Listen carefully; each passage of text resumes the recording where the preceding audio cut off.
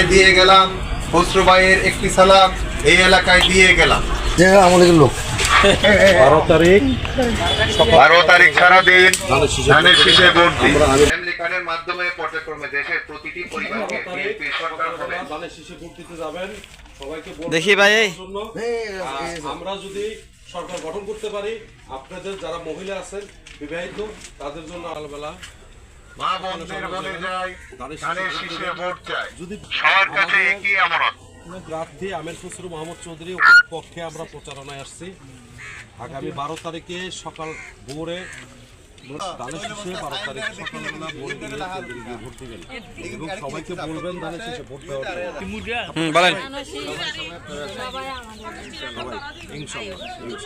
আমির খসরু মোহাম্মদ চৌধুরীর পক্ষ থেকে ধানের শীষে প্রচারের জন্য এসেছি। আপনি কি বিবাহিত? বিবাহিত। এটা হচ্ছে ফ্যামিলি কার্ড।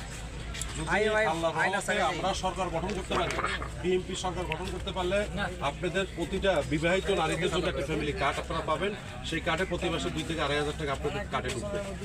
কথা বলছেন? সেটা দিয়ে আপনি বাজার সাজার করতে পারবেন।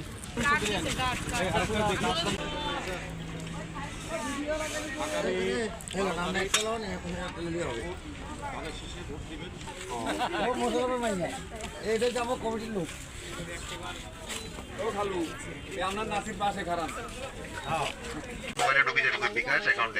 সরকার তারিখ সারাদিন ধানের শীষে ভোট দিন, মা বোনদের বলে যায় ধানের শীষে ভোট চাই।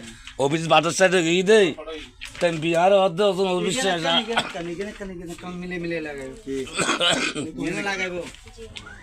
আমার মাইয়া